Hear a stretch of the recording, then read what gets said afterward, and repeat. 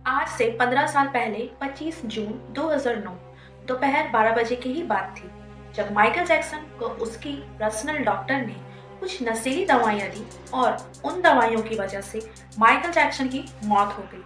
और डॉक्टर का कहना है कि ये नशीली दवाइयां नींद ना आने की बीमारी की वजह से माइकल जैक्सन के मांगने पर ही उन्हें दी थी। लेकिन माइकल के फैमिली वालों का अब भी यही मानना है कि उनकी हत्या की गई थी। Hello friends, welcome back to my channel created Juhi. इस वीडियो को स्टार्ट करने से पहले आपसे रिक्वेस्ट है कि प्लीज अगर आप हमारे चैनल पे न्यू होंगे तो चैनल को प्लीज सब्सक्राइब करके वीडियो को लाइक शेयर जरूर कर दें। तो आज हम जानेंगे कि माइकल जैक्सन की मृत्यु कैसे हुई, या फिर उसकी हत्या हुई है, या फिर हत्या के पीछे कोई बहुत बड़ी साजिश है। आज इस वीडियो के आधार पर हम यही बात करेंगे, तो वीडियो पे लास्ट तक आप बने रहें। If you believe my show, I want to say, I've never seen nothing like this in my life. हुआ ये था कि 24 जून 2009 अपने मौत से पहले माइकल जैक्सन एक कॉन्सर्ट की तैयारी में प्रैक्टिस कर रहे थे, और ये माइकल का आखिरी कॉन्सर्ट होने वाला था। इस कॉन्सर्ट का नाम था दिस इज इट, जो कि जर्मनी के दी O2 एरिना में होने वाली थी। म्यूजिक इंडस्ट्री से ब्रेक लेने के बाद ये पहली और आखिरी कॉन्सर्ट थी। माइकल जैक्सन इसलिए भी एक्साइटेड थे क्योंकि उसके बच्चे उसे पहली बार लाइव परफॉर्मेंस करते हुए देखने वाले हैं। अब बात है 24 जून 2009 रात 12 बजे की। माइकल अपनी रिहर्सल से फ्री होकर अपने घर के लिए निकलते हैं और रात लगभग 12:30 बजे वो अपने घर पहुंच भी जाते हैं। माइकल जैक्सन घर पहुंचते ही अपने डाइनिंग टेबल में बैठता है, और ये जो लेडी है वो माइकल की पर्सनल न्यूट्रिनिस्ट और शेफ थी, और उसी ने माइकल का आज का डिनर भी तैयार किया है। जल्दी खाना खाने के बाद माइकल अपने बेडरूम में चले जाते हैं। बेडरूम में जाने के बाद माइकल सोने की बहुत कोशिश करता है, लेकिन वो सो नहीं पाता है। उसे इंसोम्निया होने के कारण या बीमारी होने के कारण वो नींद नहीं ले पाता है, उसे नींद नहीं आती है। इसी बीच माइकल जैक्सन के फिजिशियन कॉनराड मर्रे आते हैं, जो कि माइकल को इंसोम्निया था तो उसे बिना दवा की नींद नहीं आती थी। माइकल जैक्सन को हर रात एक दवा लेकर सोने की आदत थी, इसलिए वो अपने बेडरूम के बगल में ही मेडिकेशन रूम बनवा कर रखा था। हर रात की तरह आज भी यानी 24 जून को माइकल को नींद नहीं आ रही थी, इसलिए वह अपने मेडिकेशन रूम में जाता है और यहाँ रात के करीब 1 बज रहा है। वहीं कॉनराड मेडिकल रूम में नींद आने की दवा की प्रिपरेशन कर रहा है, और इसी दवा को कॉनराड हर रोज माइकल के घर जाता है देने के लिए। और हर रात की तरह कॉनराड ने भी ये तीनों दवाइयाँ माइकल को दी, लेकिन शॉकिंग यह है कि कोई भी दवाइयाँ आज काम नहीं आ रही थी, क्योंकि माइकल जैक्सन को नींद नहीं आ रही थी इन दवाइयाँ लेने के बाद भी। फिर कॉनराड ने माइकल के ऊपर बहुत सारे इंजेक्शन लगाए, लेकिन फिर भी कोई फायदा नहीं हो रहा था। माइकल को फिर भी नींद नहीं आ रही थी, और ये नींद देने वाले की विधि 8 से 10 घंटा तक चलता ही रहा, और फिर लास्ट में वो हुआ जिस चीज का डर था।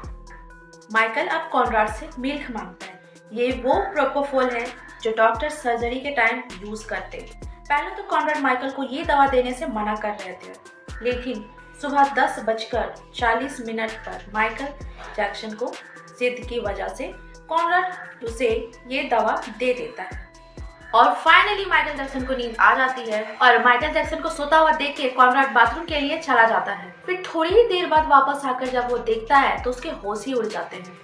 वो देखता है माइकल की पल्स भी वीक थी और सांस भी नहीं ले पा रहा है, यानी माइकल की बॉडी कोई भी तरह से रिस्पॉन्स नहीं दे रही है।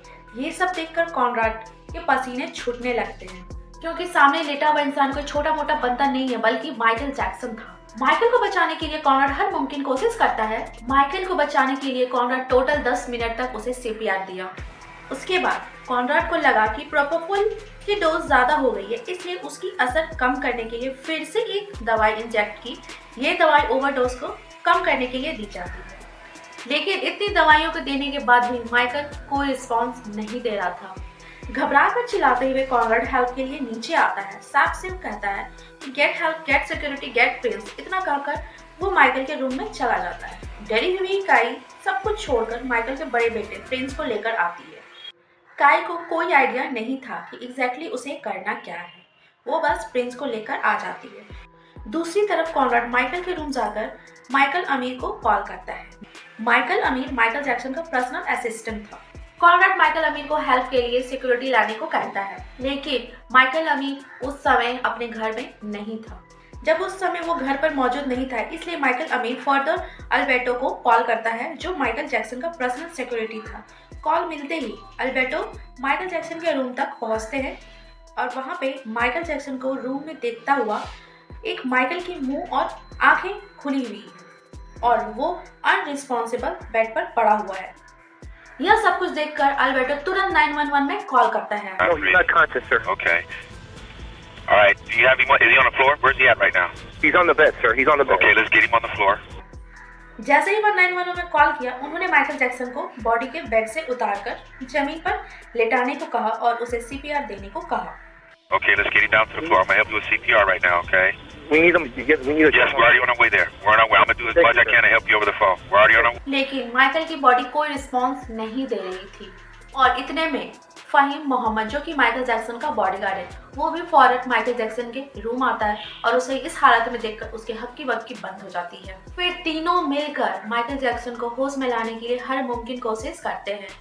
इतने में ही लगभग 12:30 बजे के आसपास पैरामेडिक्स यानी इमरजेंसी डॉक्टर की टीम माइकल जैक्सन की रूम की तरफ बढ़ती है। इस टीम में रिचर्ड ने इस सीन को कोर्ट में भी बताया था। Now describe Dr. Murray's demeanor, please. Frantic.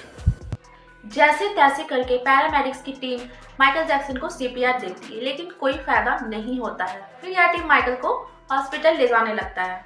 Michael Jackson को Ronald Reagan UCLA medical centre में लेकर जाया गया और वहां उसे बचाने की पूरी कोशिश की गई थी, लेकिन माइकल किसी भी तरह कोई रिस्पांस नहीं दे रहा था।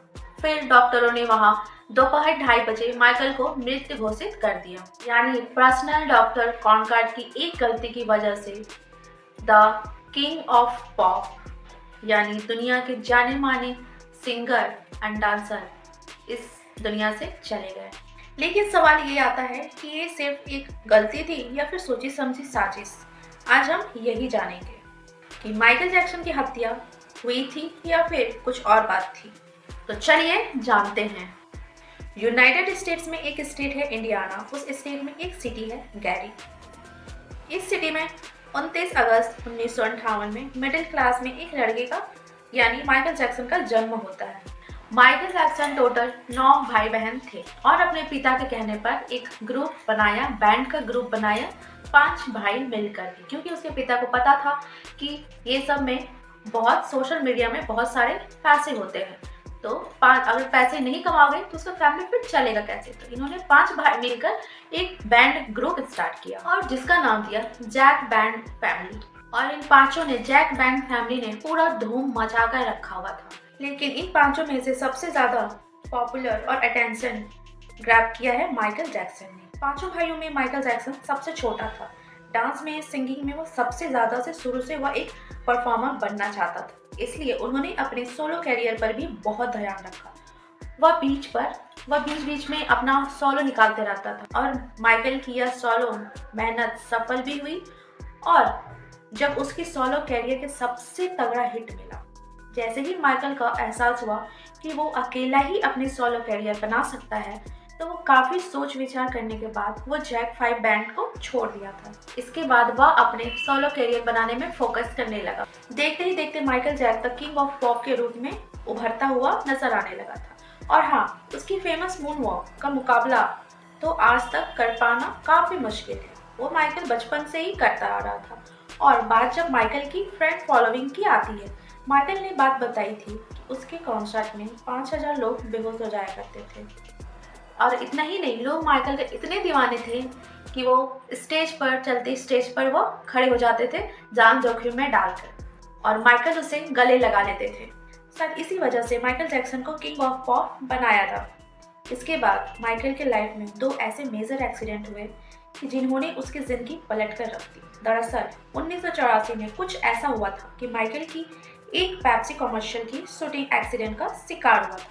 आपने अभी माइकल को देखा, इस गेट के पीछे खड़ा है और वो आगे बढ़ता है और एक छोटा सा फायर वर्क होता है और उसी फायर वर्क से एक चिंगारी निकली हुई उसके बाल में चली जाती है, जिसकी वजह से उसका बाल में आग लग जाती है। लेकिन माइकल जैक्सन को वो ध्यान नहीं रहता है। फिर धीरे धीरे उसे एहसास होने लगता है जिसकी वजह से वह 3rd डिग्री बर्न्स आ जाती है। इसके बाद साल 1999 में उसके साथ एक और हादसा हुआ। दरअसल जर्मनी में एक कॉन्सर्ट के दौरान अपने ही गाने द अर्थ सॉन्ग एक ब्रिज के ऊपर खड़े होकर डांस कर रहे थे। तभी अचानक वह ब्रिज एक खराबी के चलते 50 फीट से नीचे गिर जाता है। लेकिन इतने बड़े हादसे होने के बावजूद भी उन्होंने अपना परफॉर्मेंस को पूरा किया। इस हादसे के बाद माइकल को तुरंत हॉस्पिटल पहुंचाया गया और यहीं से माइकल जैक्सन को लग गई पेन किलर्स की आदत। इन हादसों से ही माइकल को स्टेज पर परफॉर्म ना कर पाने का डर सा होने लगता था। उसका ये डर बढ़ते बढ़ते इतना बढ़ गया कि वो स्ट्रेस में रहने लगा। इसी स्ट्रेस की वजह से माइकल के शरीर में काफ़ी सारी बीमारियां भी जन्म लेती है। लेकिन उन सभी बीमारियों में से सबसे खतरनाक बीमारी थी इंसोम्निया, जिसके चलते माइकल कई दिनों तक सो नहीं पाता। इस मेडिकल कंडीशन को देखते हुए उसे काफ़ी सारे मेडिसिन सजेस्ट की गई, लेकिन उससे कोई फायदा नहीं हुआ। फिर उसे एक दिन कॉनराड ने प्रोपोफोल के बारे में बताया और उसे लेने के बाद माइकल जैक्सन को बहुत अच्छी से नींद आने लगी। तभी से उसको इस प्रोपोफोल की आदत सी लग गई। माइकल को प्लास्टिक सर्जरी से बहुत प्यार था। हालांकि उसने पब्लिकली ये बात कभी नहीं माना है कि उसने कभी भी कोई टाइप का प्लास्टिक सर्जरी करवाया भी है, लेकिन एक सर्जरी के बारे में उसने खुलकर कही थी और वो ये थी कि उसकी नोज सर्जरी। माइकल ने इतनी बार नोज सर्जरी करवाई थी कि एक आम आदमी अपनी जिंदगी में कभी नहीं करवा सकता। बचपन से ही माइकल को अपनी नाक पसंद नहीं थी। उसके बाद माइकल ने अपनी नोज सर्जरी साल 1979 में करवाई। फिर भी माइकल जैक्सन अपनी नोज सर्जरी से सेटिस्फाइड नहीं थे, इसलिए ईयर 1983 में उसने फिर से अपने नाक का रिनोप्लास्टिक करवाया। लेकिन इस नाक की वजह से माइकल को ब्रीथिंग प्रॉब्लम होने लगी थी, इसलिए फिर ईयर 1986 में फिर से उसने नाक की रिनोप्लास्टिक करवाई। उसके बाद यह सिलसिला कभी रुका ही नहीं था। कभी फेस में, कभी चिन में, कभी वापस नोज में, फाइनली ओवरऑल फेस में। ऐसा लग रहा था मानो माइकल जैक्सन का शौक है कि प्लास्टिक सर्जरी करवा के मुझे दुनिया का सबसे भद्दा आदमी दिखना है। माइकल जैक्सन को बच्चों से बहुत प्यार था। वो बच्चों को बहुत मानते थे, यहाँ तक कि उन्होंने बहुत सारे बच्चों को हेल्प भी किया है, लेकिन इसे मैगजीन के थ्रू बहुत गलत दिखाया है। तो चलिए जानते हैं ऐसा क्यों माना जाता है कि माइकल की हत्या हुई थी। सबसे पहली गलती थी जिसकी, वो है कॉनराड की।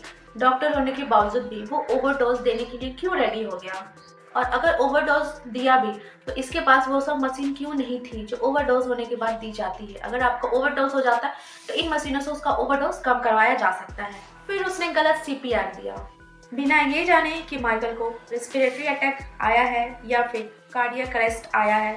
कॉनराड ने जस्ट कंप्रेशन CPR देना शुरू कर दिया। माइकल जैक्सन को उस समय एडवांस मेडिकल की जरूरत थी। इन मेडिकल लापरवाही के कारण कॉनराड को 4 साल की सजा सुनाई गई और माइकल की मौत की सजा कोर्ट ने किसी को भी नहीं दी।